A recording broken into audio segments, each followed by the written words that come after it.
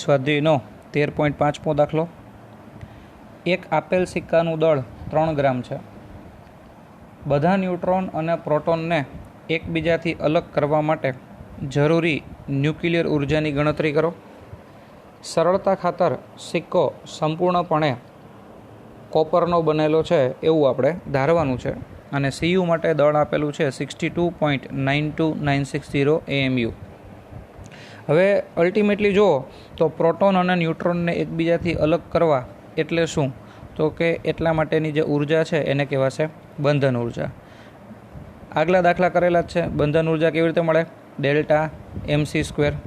તો તમે એમ કહેશો સર આ તો કરેલું જ છે, આમાં કંઈ નવું નથી. ડેલ્ટા એમ જે છે એ કેવી રીતે મળશે?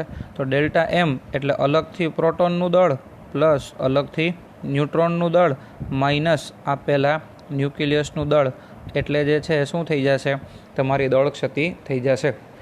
ઓકે, તો જૂના દાખલાઓ જો 2 માર્કના હોય તો આ દાખલો 3 માર્કમાં પૂછવા લાયક છે, કારણ કે આમાં વધારાનું શું આપેલું છે? સિક્કાનું દળ આપેલું છે. હવે ડિફરન્સ અહીંયા શું છે આપણે એ જોઈએ. તો ડિફરન્સમાં એવું છે કે તમે જ્યારે અહીંયા EB ગોતો છો બંધન ઉર્જા, તો આ બંધન ઉર્જા તમે એક ન્યુક્લિયસ માટે શોધો છો, અથવા હું એવું કહી શકું કે એક પરમાણુ માટે શોધો છો. તો ત્યાં સુધી આપણી વાત બરાબર છે કે ભાઈ EB જે છે એ એક પરમાણુ માટે છે, તો આ એક પરમાણુ. પણ આપણને જે કોપરનો સિક્કો આપેલો છે એ 3 ગ્રામનો છે. તો 3 ગ્રામમાં એક પરમાણુ ન હોય, 3 ગ્રામમાં નંબર ઓફ પરમાણુ જે છે એ કેટલા હશે? ઝાઝા હશે. એટલે અહીંયા એક સ્ટેપ વધારાનું થશે, અને આ સ્ટેપ આપણે જે છે એ જૂના ચેપ્ટર્સની અંદર કરેલા જ હોય છે કે કોપર માટે એ કેટલો છે? 63. એટલે જો તમારી પાસે 63 ગ્રામ દ્રવ્ય હોય તો એની અંદર પરમાણુની સંખ્યા કેટલી હોય? એવોગેડ્રો આંક જેટલી, એટલે કે Na જેટલી. તો આપણી પાસે દ્રવ્ય કેટલું છે? 3 ગ્રામ. તો 3 ગ્રામ જે છે એની અંદર પરમાણુઓની સંખ્યા કેટલી? For example n. એટલે આ દાખલામાં ડિફરન્સ એટલો જ આવશે કે તમારે ડેલ્ટા એમ જે રીતે શોધો છો એ જ રીતે શોધવાનું, બંધન ઉર્જા પણ એવી જ રીતે શોધવાની. પણ તમે જે બંધન ઉર્જા EB શોધો છો એ માત્ર ને માત્ર એક પરમાણુ માટે અથવા એક ન્યુક્લિયસ માટે મળે છે. એટલે તમારે છેલ્લે શું કરવાનું છે? એને n વડે મલ્ટીપ્લાય કરવાનું અથવા ગુણી દેવાનું. આ એક જ ડિફરન્સ આની અંદર આવશે. તો એ પ્રમાણે દાખલો સ્ટાર્ટ કરીએ. તો આપેલો જે તાંબાનો સિક્કો છે એનું દળ કેટલું છે? 3 ગ્રામ. બરાબર, એ આખા સિક્કાનું દળ છે. એની સામે એક કોપર છે એના માટેનું દળ છે 62.92960. હવે આપેલા સિક્કામાં પરમાણુની સંખ્યા આપણે ધારી લઈએ કે કેટલી હશે? n. તો ચોકડી ગુણાકારની રીત વાપરશું કે 63 ગ્રામ હોય તો પછી એની અંદર Na જેટલા પરમાણુ હશે. તો 3 ગ્રામમાં કેટલા પરમાણુ? ફોર એક્ઝામ્પલ n પરમાણુ. ક્રોસ પ્રોડક્ટ કરીએ તો n ગુણ્યા 63 અને 3 ગુણ્યા Na. તો આપણે જે છે એ Na નથી જોતું, આપણે n જોઈએ છે. તો n ને કરતાં બનાવો તો 3 ટાઈમ્સ Naની કિંમત 6.022 ઇન્ટુ 10⁻23 અપોન શું આવશે? 63. તો હવે જે છે એ સાદુરૂપ આપશું તો આ 3 ગ્રામની અંદર ટોટલ પરમાણુ કેટલા મળી જશે? 2.8676 ગુણ્યા 10⁻22.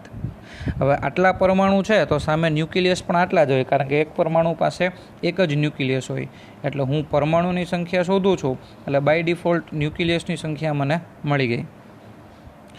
હવે કોપર જે છે એના માટે આપણને ખબર જ છે કે દળ ક્ષતિ શોધવી હોય તો તમારે પ્રોટોન અને ન્યુટ્રોનની સંખ્યાની જરૂર પડશે. તો પ્રોટોનની સંખ્યા કેટલી છે? 29. અને ન્યુટ્રોનની સંખ્યા છે એ શું થઈ જશે? 63 માઇનસ 29 એટલે કે 34. તો હવે દળ ક્ષતિ શોધવી હોય તો શું કરવાનું? અલગથી પ્રોટોન, બરાબર, પછી અલગથી ન્યુટ્રોન, અને પછી એમાંથી માઇનસ શું કરવાનું તમારે? એના ન્યુક્લિયસનું દળ. તો કોપર માટે દળ ક્ષતિ જે છે એનું સૂત્ર આપણી પાસે તૈયાર જ છે. 29 times mass of proton plus 34 times mass of neutron અને માઇનસ અહીંયા છે માસ ઓફ Cu. હવે આટલા દાખલા કર્યા પછી માસ ઓફ પ્રોટોન યાદ જ હશે 1.007825, માસ ઓફ ન્યુટ્રોન 1.008665 અને સીયુ માટેનું દળ તમને એક્ઝામમાં આપેલું હશે એ છે 62.92960. સાદુરૂપ આપશો એટલે 0.591935 AMU થાય. અને હવે આપણે યાદ કરી લઈએ આપણી મેથડ પ્રમાણે મારે આ AMU ન લખવું હોય તો હું શું લખી શકું? 931.5 મેગા ઇલેક્ટ્રોન વોલ્ટ પ્રતિ સી સ્ક્વેર. ઓકે, તો અહીંયા જે છે એ આ રીતે આપણે લખી શકીએ. હવે અહીંયા બે મેથડ છે. મેં તમને કીધું એ પ્રમાણે કે સીધું આ ડેલ્ટા એમ ઉપરથી ઈ શોધી લ્યો અને ઈ ઉપરથી તમે જે છે એને ગુણ્યા એન કરી નાખો. એક પરમાણુ માટે ઉર્જા શોધી અને એને ગુણ્યા તમે એન કરી નાખો. એવું ન કરવું હોય તો અત્યારથી જ જે છે એ આ દળ ક્ષતિ જે તમને મળે છે ડેલ્ટા એમ, તો એને આપણે ડેલ્ટા એમ ડેશથી દર્શાવેલી છે. તો આ દળ ક્ષતિને તમે એન વડે ગુણી પણ શકો. તો એક પરમાણુમાં દળ ક્ષતિ છે એ ડેલ્ટા એમ ડેશ હોય તો એન પરમાણુમાં દળ ક્ષતિ કેટલી? ફોર એક્ઝામ્પલ એમ જેટલી. ચોકડી ગુણાકાર કરો તો ડેલ્ટા એમ ગુણ્યા 1 એટલે ડેલ્ટા એમ અને એન ગુણ્યા એમ ડેશ એટલે એન ઇન્ટુ એમ ડેશ. તો હવે જે છે એ સીધું તમને 3 ગ્રામની અંદર ટોટલ દળ ક્ષતિ મળી જશે અને ટોટલ દળ ક્ષતિ જે છે એ છે 1.697 ઇન્ટુ 10⁻²2. ઓકે, અને યુ છે એની બદલે આપણે લખશું 931.5 ઇન્ટુ મેગા ઇલેક્ટ્રોન વોલ્ટ પર સી સ્ક્વેર. બરાબર. તો હવે જે છે એ આ દળ ક્ષતિ ટોટલ છે. તો હવે જે ઉર્જા મળશે એ આપણને ટોટલ ઉર્જા મળી જશે.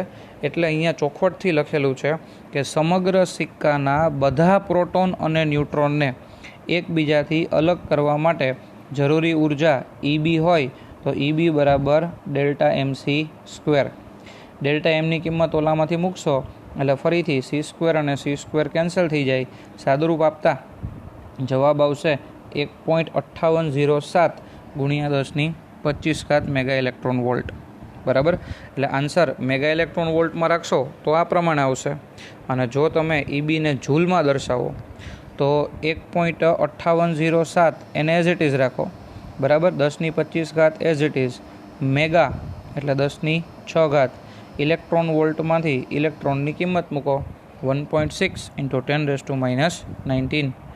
તો સિમ્પ્લિફાય કરશો તો જવાબ આવશે 2.53 ગુણ્યા 10⁻12. બરાબર. તો આ જે છે એ થઈ જશે તમારો ફાઇનલ આન્સર. એટલે ધ્યાનમાં ખાલી એ જ રાખવાનું કે અહીંયાથી દાખલો જે છે એ બે રીતે થશે કે આ જે દળ ક્ષતિ મળેલી છે, બરાબર, આ દળ ક્ષતિ એક માટે છે. એટલે જો તમે અહીંયાથી ઉર્જા ડાયરેક્ટ શોધવાના હોય તો તમારે ઉર્જા ગુણ્યા એન કરવું પડશે. અથવા આ દળ ક્ષતિમાંથી જે છે એ તમે એન પરમાણુની દળ ક્ષતિ શોધી લ્યો છો તો એ ટોટલ દળ ક્ષતિ મળે છે. તો જે જવાબ આવશે એ સમગ્ર 3 ગ્રામ માટેનો જવાબ આવશે. એટલે આપણે અત્યારે જે છે એ સમગ્ર 3 ગ્રામ માટેનો જવાબ લીધેલો છે.